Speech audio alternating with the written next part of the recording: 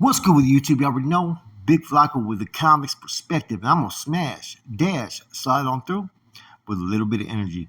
Please hit the like, subscribe, comment, do all those things to help support this channel, and hit that bell notification for future fire content. As you can tell by the title and thumbnail, right? I didn't talk to a Sureno till my 3rd year in prison. I repeat, I did not even talk to a Sureno until I was halfway into my 3rd year in prison. There was no ever acknowledgement. There was always meme bugs. There was always a different type of, level of engagement with the Surenos during my whole time, right? And this is the truth, right? It's not like how you guys have it now. Okay, now I may have had brief altercations where I've talked to one like, hey, where'd the bus come from? When you're jamming people up, that was the first thing we did when they hit the yard, was hit them up. Other than that, once everything had pretty much fucking expired, as far as we got the information we needed, there was nothing to talk about. Now, I did have the shot caller for the Southsiders named Rick that was in my building. I did talk to him maybe once or twice based upon household building issues, right? But other than that, my first 3.5 years, I had no discussions with any Southsiders. In fact, I was supposed to actually go in the cell with a Southsider because the way that he came at me when I jammed him up where the bus came from. I didn't like his attitude. I didn't like how he came at me. But we ended up going on lockdown right before that was about to happen. Okay? So the main place I can sit there and say that the most disrespect that I've ever seen was when I was in the hole in San Luis Obispo. And the Southsiders, I ended up taking off on some dude named Little Local from fucking Stockton. I beat the brakes off him in the shower, believe it or not. And they transferred me as punishment to a whole floor where there was no Nortenos, and there was like 40-something Surenos, 2 NLRs that were going through the validation process, and I was in the last cell. There was no type of respect or common courtesy that was given at all between the North and South when I was there.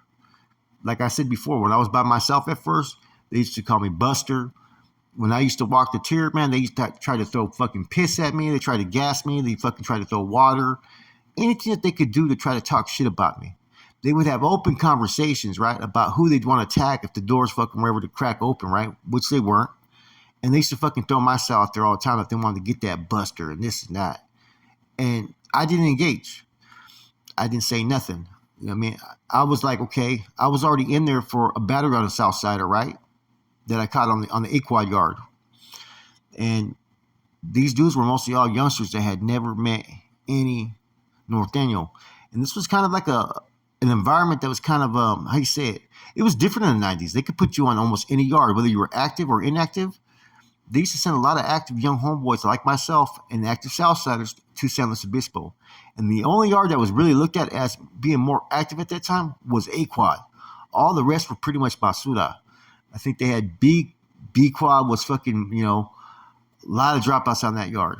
But bear in mind, even though as this is all going, we're in the hole and we're over there fucking gang banging, basically tier warfare, psychological warfare amongst each other in there. In fact, there was actually a Mexican Mafia dropout in there I used to talk to named Joker from San Diego because I was kind of prying for information. He was giving me info at that time. See, there was none of that common courtesy like there is today, or which I started to experience later on, to where if you were basura, I'm saying, as long as you weren't our kind at that time, we would try to acknowledge and get information from you. But we wouldn't really have like total friendship or interactions. The Southsiders and Woods used to have a lot of communications with our dropouts in places I was at. And they used to do a lot of this on purpose. Now, here I am in the hole. We get a few homeboys, right? Southsiders come in. They get off between North and South, right? And it becomes a fucking straight shit show of disrespect amongst each other, right? We would start working out at a certain time. The Southsiders they started to work out as well, but they tried to either start before us or they would get too late and try to start after us. And what was going on, I swear to God, right? We probably had we had a good little amount in the hole there. We went from having fucking nobody to now 8. And we were doing cadence. And so we're in this fucking like hallway. And I used to run the machine all the time because I was doing fucking burpees all day, man. Put it this way, when I got to fucking the shoe, the Garnales told me fucking I couldn't do burpees no more because I was doing machine that I was doing fucking like 1,000 burpees right after, and I was skinny as hell, man. And I was trying to get on those Ensure protein drinks. you know, because they bring them, if you're underweight, they bring them to you. So we would be in there, literally fucking, they would be fucking be missing the four, of course, and all that, doing that, right? And then I would be doing fucking all out cadence, like, here's one of the ones that we used to do was, I don't know what I was told, but us Nortenos are mighty bold. Through the cities across the bay, to the land where the farmers play, and then you can't stop. And we used to do all kinds of cadences, you know what I mean? Like 1, 2, 3, who are we? XIV. We used to have, like, I could tell you guys all kinds of fucking, burpee cadences that we used to do, man. And they didn't really have any like us. You know what I'm saying? They would be like, fired up, fired up. It would be all kinds of, like, they would do the same, we'd do it back to them. It was so bad, right? That, say, if I was fishing and my shit got stuck in your door, they wouldn't even try to fucking help to get it or anything. There was, like, no respect. Now, I remember the dude, Casper from the NLR, was from Ontario, right? And see, beforehand, right, when I first got there, he said he didn't play none of that, you know what I mean? And he would shoot me some tobacco and be cool because he felt fucking kind of bad for me. But as soon as a bunch of my homeboys came in and one of his homeboys came in, he was fucking riding on my ass, you know what I mean? Now, during this same time period that we're having fucking basically, it was fucking off the hook in there. I've never seen anything like it. 3 BGF came in for a stabbing. My boy Akili, right? He's from Orange County. He used to be a blood, man. Fucking sharp dude, right? OG Johnny, Papa, right? He was in the front bar. And then Johnny Benson, JB from Oakland, who I actually did time in the hole and quitting with later on as well. Now they joined in with what we were doing. They were busting down machine with us, right? And then there was a Crip Roscoe from Rolling 60s. He started rocking with us. And then another citizen, Twist from LA. Now Twist was interesting. He was in there on some case, man, and he was in the he was a Hollywood actor at one time. You know what I'm saying? But turned bad, went to prison. Then we had Doug from Ghost Town. Rest in peace to Doug, man. He got killed. I don't know if he got killed, but he died out there around 99 out there in Pelican on the streets. So now we had them involved, and they had the whites involved. So they had the skinheads and Southsiders and stuff, right, in the NLR that were fucking on the tier, and there was tier warfare. There was shit going on, like fucking people were flooding the tiers. I remember when that happened and shit. They tried to blame me, saying I tried to incite that, but it had nothing to do with it, right? And then when we would do our thing, and then we started fucking having our own household policies and whatnot, and that they were talking so much shit right behind the doors. Some of the not a lot of the whites, but a few of them, that we had a policy that if we could fucking get at one of them and we were in our cuffs, we were going to do it. And then the homeboy Scooby from San Fernando ended up catching the case. Because when he came out of ICC, he's coming out. There's a white dude Wood right there in front of him. Fucking, they're both unattended. And he just fucking headbutted the shit out of him, broke the dude's jaw. So that's the type of environment it was. I was there for a long time, man. And like I said, I never engaged in any of the fucking the tier fucking shit, like as far as talking shit and cell soldiering, right? No, only one that ever did that was a homeboy named Richard fucking Robles from Tracy. And I remember I had to get at him to shut that shit down, that we didn't do that. But we did do our machine over them, right? And we had more numbers in that little area by then. First, there was all Surenos. Then the whole place flipped over, right? And it was almost even. But where we're at the section, the back bar, we had more heads there. We had a bunch of BGF, a bunch of Nortenos and shit. So sometimes we would do it on purpose because there was this one Southside, I forgot his name, man, but I just did not like it, man. And he was always trying to, like, he was a youngster trying to push that hard line out there like he was something, And so you could tell we just did not like each other. You know what I mean? There was not any type of communications amongst us in the year I was there. Bear in mind, I get to Corcoran. Now, I go into about 2 or 3 different units, and there's no communication between the North and South. In fact, the blacks are at war in one of the pods I was in.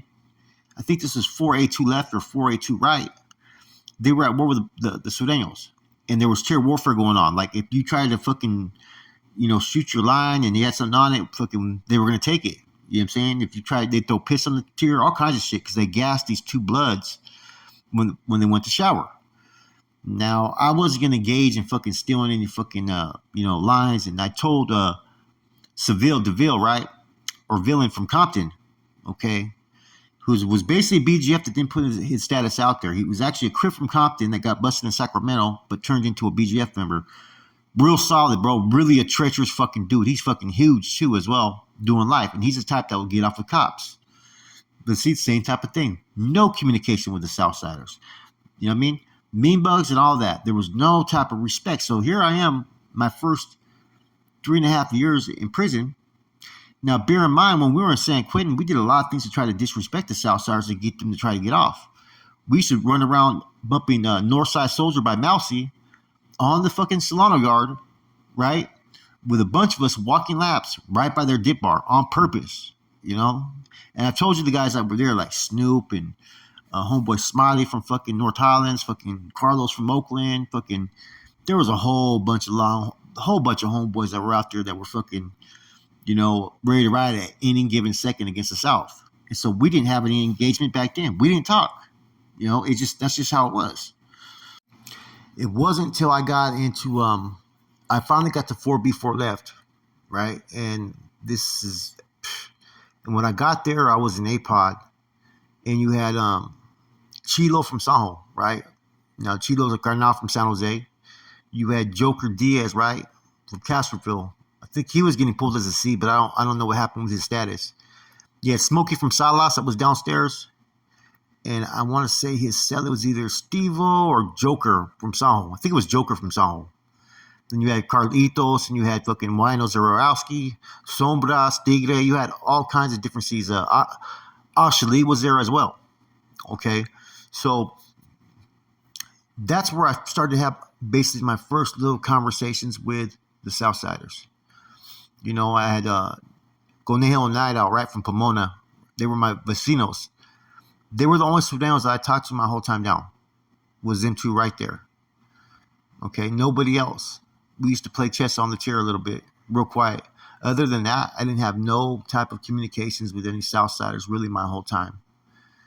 They were the only ones I talked to my first term until I paroled. Now, I had other individuals there. I had, Big Daryl was in there. You know what I'm saying? Missing Mafia member. He was in cell 13 too. And he had the whole thing pretty much sold up pretty good. Then you had OG Pirate, who was an Aryan Brotherhood. Pirate was cool. When he'd come by, he would say what's up, right? But other than that, everybody was just doing their own thing. It was a little bit different when I came back the second time. There was more engagement of conversations.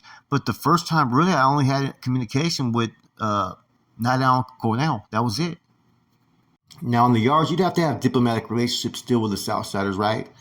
But there were those that were in position that maybe would communicate here and there with Southsiders. I tried not to because I used to see the one dude always, chopping up with him, and that was Tito. And I could tell Tito was a degenerate. I knew it, man. Just everything he did was contrary to everything I've ever been taught at that time. But he had a lot of experience. He was considered seasoned, and there was a lot of bros that, acknowledged him as the authority charge on the yard. Now, like I said, I paroled, only really having a conversation with two Southsiders on a 5-year sentence. So all the stuff that's going on now, or the last 8 years, it's evolved. Like I said, it's changed. This was never how it was when you hit the system in the 90s. It was all out get up. Unless you had to work with a dude, or there was some reason why you had to interact, there was no reason to even talk to the other side at that time. So now, since the end of all hostilities, everything's fucking changed. So some of these youngsters that are now going to the system, they don't understand it was totally different before. When I hit that yard, they were already tripping off me having a Mongolian. You know what I'm saying?